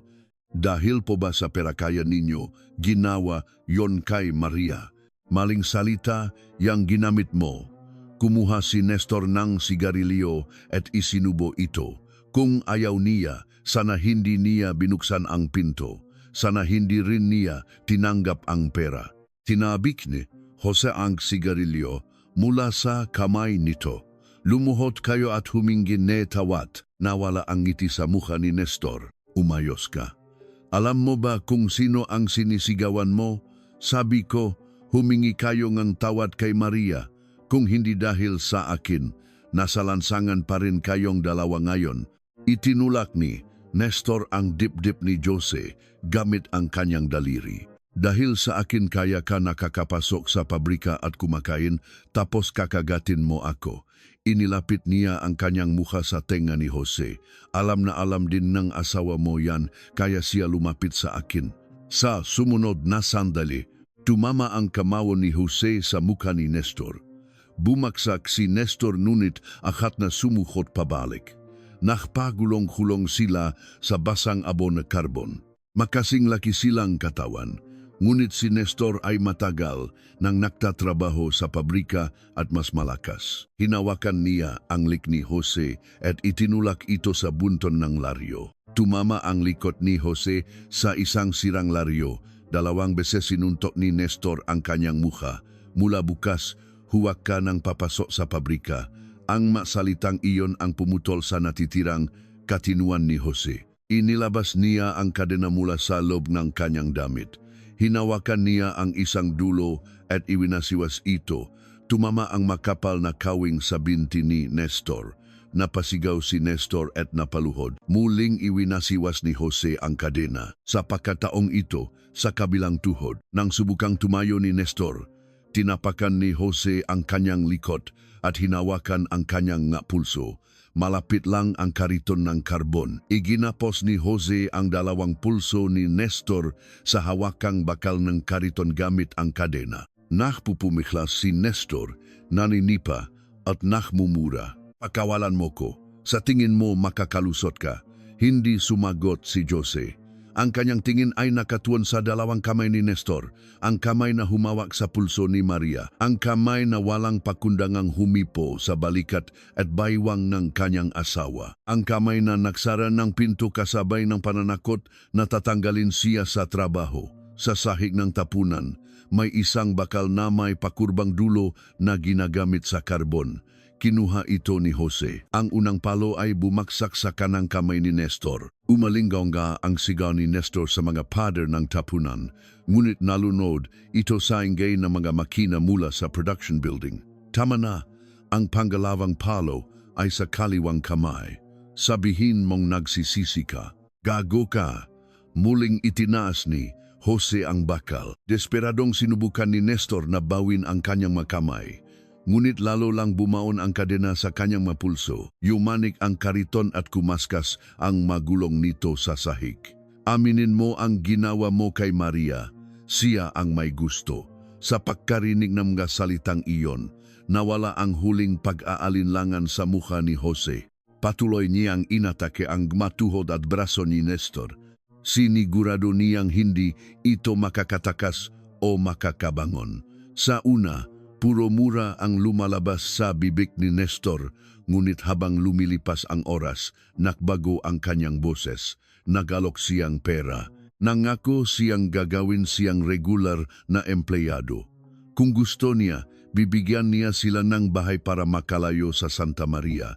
Walang sagot si Jose, humingi ka ng tawad. Iyon lang ang paulit-ulit niyang sinasabi. Ngunit hanggang sa huli, hindi taos-pusong humingi ng tawad si Nestor. Kapag pinatay mo ako ngayon, tapos na rin ang buhay ng asawa mo. Dumura siyang dugong may kasamang lawe sa sahig, sasabihin ng nga tao na krida mo ang asawa mo. Ikaw magiging mamamatay tao. Natihilan si Jose. Akala ni Nestor ay nanalo na siya kaya pilit siyang ngumiti. Sa huli, pareho kayong hindi makakaalis sa ilalim ko. Hindi kinalagan ni Jose ang kadena, sa halip ay sinimulan niyang kalatkarin ang kariton. Kinalatkat ang katawan ni Nestor sa basang abo. Nakpupumiglas siya gamit ang natitirang lakas, ngunit hindi niya kayang tumayo dahil sa kanyang masirang binti. Kinalatkat siya ni Jose hanggang sa tabi ng saradong hurno. Matagal nang hindi ginagamit ang hurnong iyon, ngunit ang init mula sa katabing pugon ay nagpapainit sa mga pader nito. Hinawakan niya ang buhok ni Nestor at idiniin ang kanyang mukha sa pader. Mas matindi pa rito ang takot ni Maria sa tuwing kumakatok ka sa pinto namin. Akala mo siguro makakatakas ka o makakasigaw. Pero si Maria, wala siyang nagawa. Idiniin ni Jose ang mukha nito malapit sa mainit na pader. Muling sumigaw si Nestor. Sa sandaling iyon, isang ilawng sasakyan ang dumaan sa labas. Sandaling natigilan si Jose. Isang truck na may kargang karbon ang dumadaan sa malapit na kalsadang pabrika. Ginamit ni Nestor ang pagkakataong iyon para pumiglas. Halos matanggal ang isang pulso niya sa kadena. Dinampot niya ang isang piraso ng laryo sa sahig at ipinukpok sa sentido ni Jose. Napaatras si Jose. Gumapang si Nestor patungo sa labasan ng tapunan, kinalatkat ang kanyang nasirang binti. Sa klolo, pinunasan ni Jose ang dugong umaagos mula sa kanyang ulo. Dahan-dahan niyang dinampot ang bakal na nahulog sa sahig. Hindi pa nakakalayo si Nestor nang bumaksak ang unang palo sa likod ng kanyang ulo. Sumubsob ang kanyang katawan. Hindi tumigil si Jose. Sumunod ang pangalawa at pangatlong palo. Gumalaw sandali ang braso ni Nestor bago tuluyang bumaksak, ngunit humihinga pa siya. Ipinulupot ni Jose ang kadena salik ni Nestor at hinila niya ang kabilang dulo gamit ang dalawang kamay. Kinamot ng gadaliri ni Nestor ang sahig. Pumasok ang pulang luwad at bakal sa ilalim ng kanyang nga kuko. Ilang beses na nanginginig ang kanyang katawan. Hindi binitawan ni Jose ang kadena. Kahit na tuluyan ng tumigil sa paggalaw si Nestor, matagal pa rin niyang hinikpitan ang hawak. Tanging ang tunong apoy mula sa hurno at ang malakas na pahinga ni Jose ang natira sa tapunan. Nang matawhan siya, patay na si Nestor. Sinubukan ni Jose na itula ang bangkay sa loop ng butas kung saan inilalagay ang karbon sa saradong hurno. Iniisip niyang kung tatambakan niya itong masirang laryo at abo, matatagalan bago ito matakpuan. Ngunit kalagitnaan pa lang ang pagkalatkat niya sa bangkay, may narinig siyang boses ng tao mula sa direksyon ng production building. May dumaan malapit sa tapunan. Iniwan ni Jose ang bangkay sa pagitan ng mabunton ng laryo at sinubukang itago ang kadena at bakal. Ngunit wala ng oras, isinuksok lang niya ang bahaging kadena sa ilalim kariton at nagmamadaling umalis. Habang tumatakas, nag-iwan ng malinaw na bakas ang kanyang bota sa basang abong ng karbon.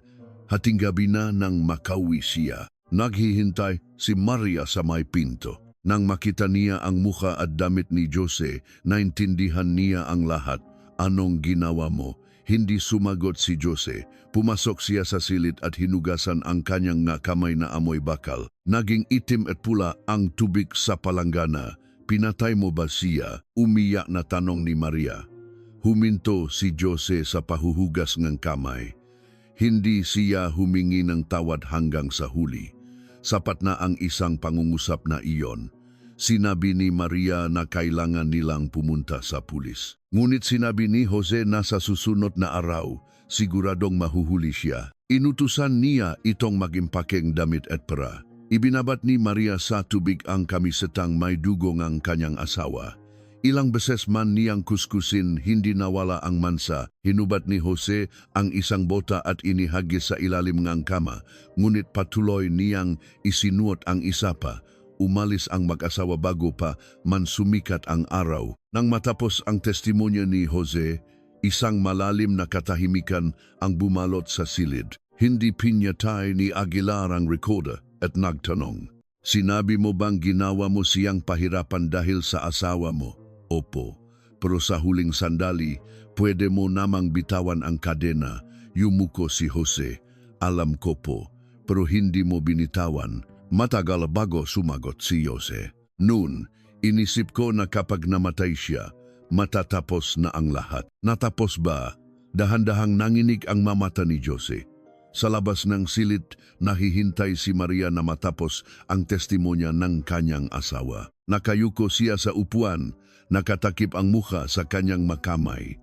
Tumingin si Jose sa saradong pinto. Ang asawang sinubukan niyang protektahan ay nanginginig na parang isang kriminal sa lubngang himpilan ng pulisya. Patay na si Nestor at tapos na ang kanyang buhay. Ang sugat na habang buhay na dadalhin ng kanyang asawa sa halip na mahilom ay lalo pang lumalim. Sa unang pagkakataon, napagtanto niya na ang hatol na kanyang ipinataw ay walang sinumang nailigtas, ngunit huli na ang lahat para sa pagsisisi. Ang hurno sa pabrika ng San Isidro ay patuloy na nakbuga ng apoy kahit matapos ang araw na iyon. Ang mga manggagawa na parang walang nangyari ay nagpatuloy sa pagbubuhat ng luwad, pagpapatong ng malaryo at paglalagay ng karbon. Ngunit ang itim na bakas na naiwan sa sahig ng tapunan ay hindi madaling nabura. Ang winasak ni Jose doon ay hindi lamang ang katawan ni Nestor, kundi pati na rin ang kanyang paniniwala sa isang tagapagligtas, ang pag-asa na makapagsimula muli kasama ang kanyang asawa at ang huling piraso nga pagkatao na natitira sa kanya. Disyembre 6, 1999, umaga. Sa harap ng korte sa Malolos, Bulacan, maaga palang ay daksaan na ang mga tao.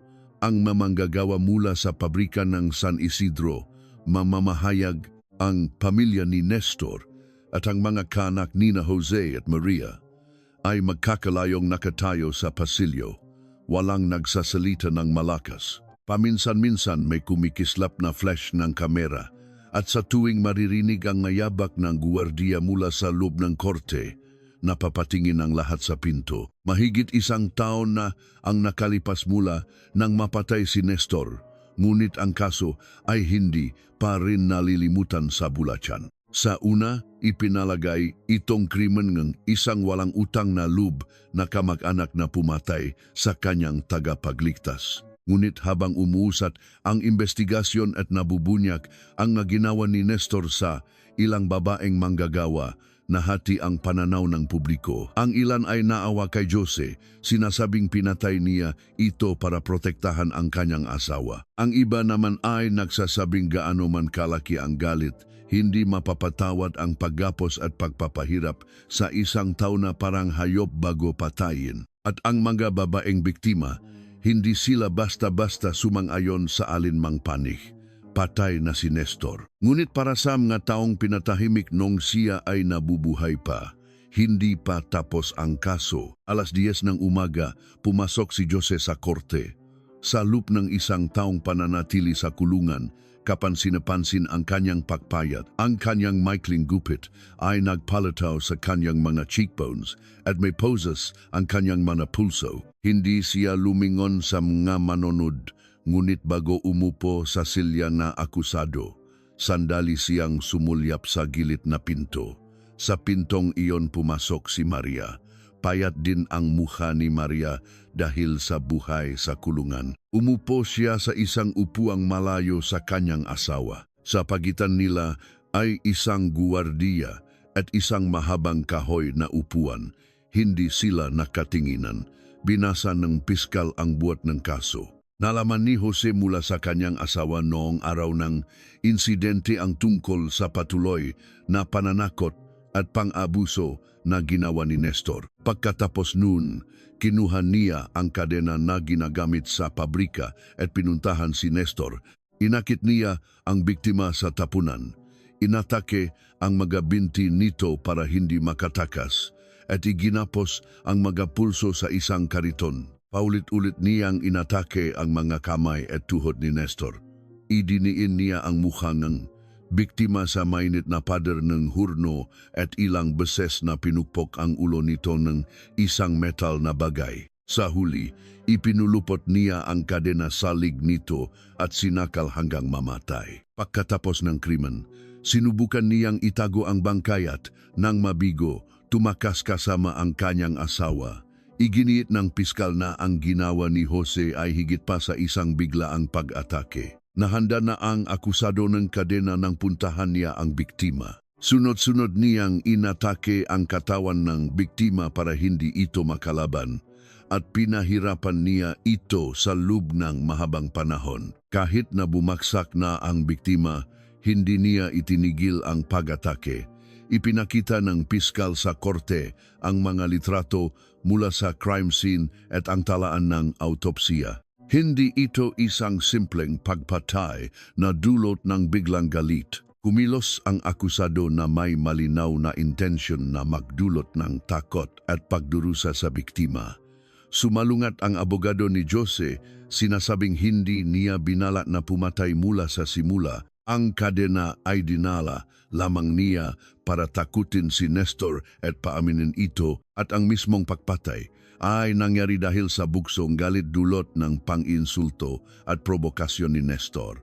Ipinasa ng abogado ang testimonya ni Maria at ang salaysay ng mga babaeng manggagawa sa pabrika ng San Isidro. Sa witness stand, muling ikinuwento ni Elena David ang hinava sa kanya ni Nestor. Hinarang siya ni Nestor habang naka-night shift at matapos niyang isumbong ito sa pabrika, siya pa ang inilipat sa isang departamentong mas mababa ang sahod. Patuloy pa rin siyang tinatawanan ni Nestor at pinagbabantaan na tatanggalin din sa trabaho ang kanyang asawa. Nagtanong ang piskal, sa tingin mo ba tama ang ginawang akusadong si Jose Santos? Matagal na hindi sumagot si Elena. Lahat ng mata sa korte ay nakatuon sa kanya. Hindi ko po masasabing tama. Sa wakas ay nagsalita siya. Hindi ko rin po sasabihing dapat mamatay si Nestor. Kung gayon, bakit ka narito sa korte? Tumingin si Elena hindi sa akusado, kundi sa hukom. Narito po ako dahil hindi ko matanggap na may tatala si Nestor bilang isang biktima na walang kasalanan. Natahimik ang buong korte. Nung nagsumbong kami, walang nakinig. Sinabi ngang pabrika na kailangan nila siya at kailangan naming maktiis para mabuhay. Kung may isang taong nagsiyasat ng maayos nun, hindi sana namatay si Nestor at hindi sana naging mamamatay tao si Jose.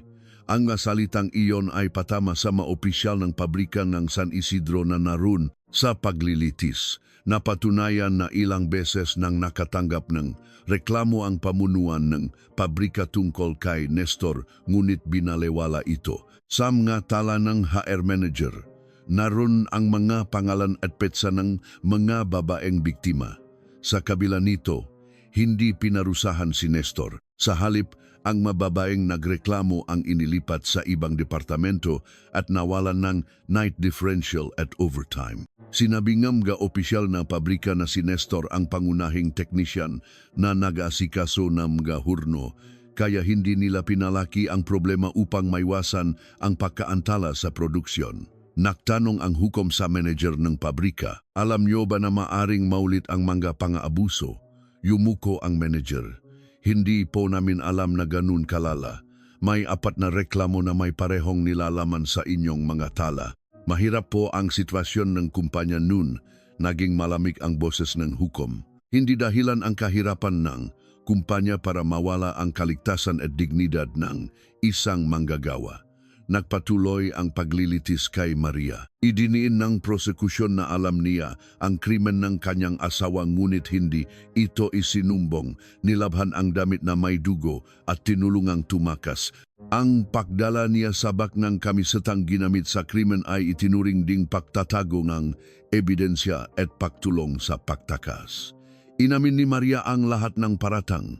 Bakit hindi ka nagsumbong sa pulis? Tanong ng hukom. Mahinang sumagot si Maria, natakot po ako. Ano ang ikinatakot mo? Natakot po ako na mahuli ang asawa ko at natakot din po ako na malaman ng buong mundo ang nangyari sa akin. Mahigpit na pinagsalikop ni Maria ang kanyang makamay sa ibabaw ng kanyang matuhod. Iniisip ko po na sasabihin ng nga tao na ako ang unang nang akit kay Nestor. Kasi ganun din po siya laging nananakot sa akin. Pero may namatay na tao, alam ko po, nanginginig ang kanyang boses. Kaya araw-araw kong iniisip, paano kung mas maaga akong nagsalita?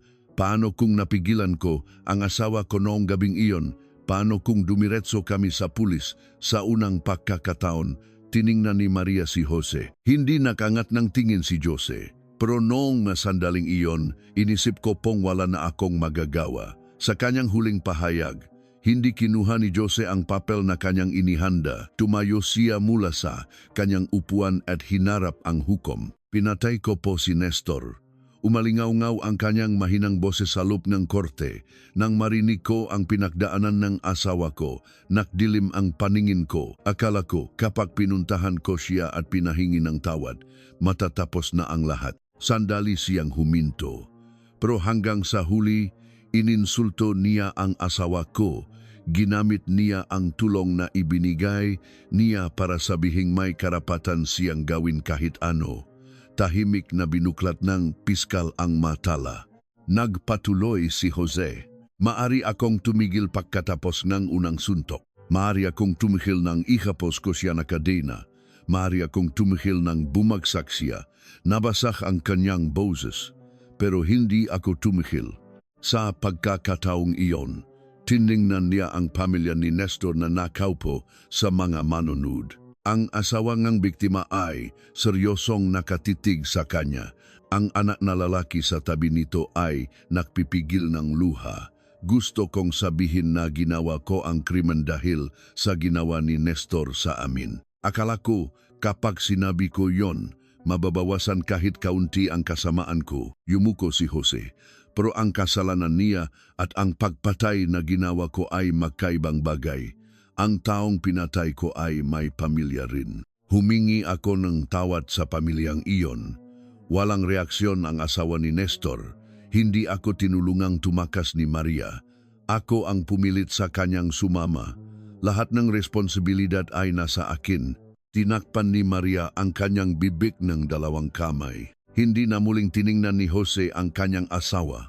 Disyembre 20, 1999, inilabas ng korte ang hatol. Kinilala ng korte na ginipit ni Nestor si Maria sa pinansyal at ginamit ang trabaho ng kanyang asawa para kontrolin siya sa loob ng mahabang panahon. Isinaalang-alang din ang katotohanang ininsulto ng biktima sina Jose at Maria noon araw ng insidente na nagdulot ng matinding galit.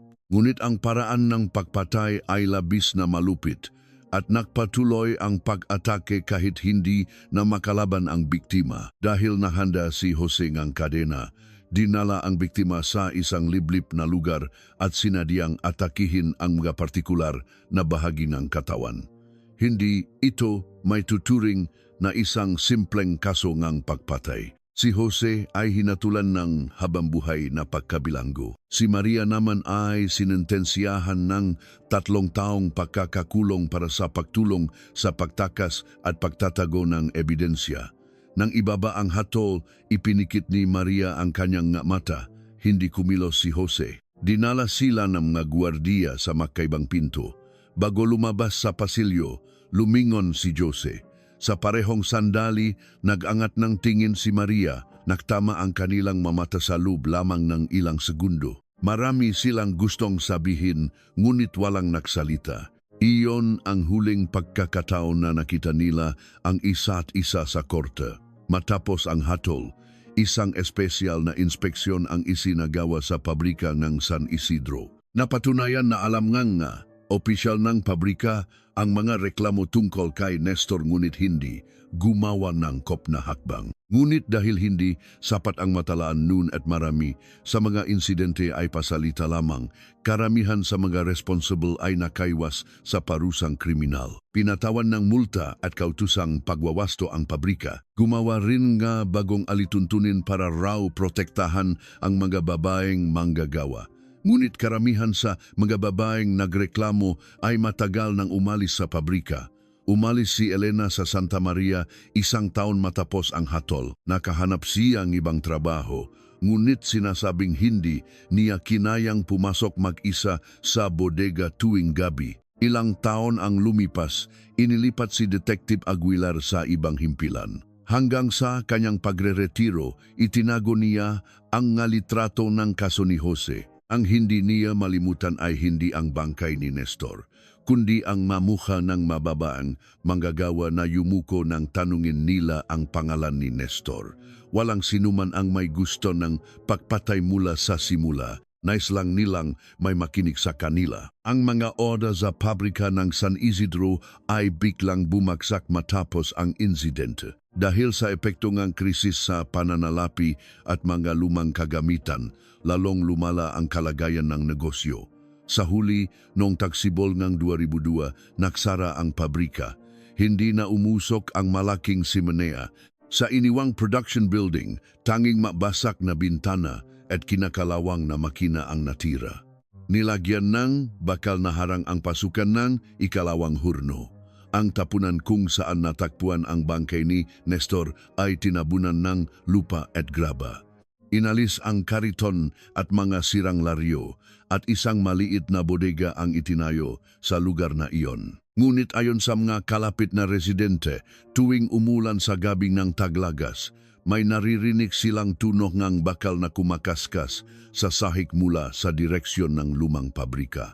Tunog na parang kadenang kinakalatkad. Hindi nila masabi kung kanino ang tunog na iyon, kay Nestor ba o kay Jose. Marahil, ang tunog na iyon ay hindi mula sa isang patay o sa isang taong nasa kulungan. Maaring ito ang maboses ng magataong matagal na pinatahimik, magahumingi ng tulong ngunit binalewala. Ang matiningam nga taong kinailangang lunukin ang kahihiyan at bumalik sa harap ng hurno para mabuhay. Nahuli ng kumakawala mula sa pagitan ng mga laryo. Noong gabi ng Oktubre 17, 1998, ang apoy sa pabrika ng San Isidro ay nagliliyab na pula gaya ng dati.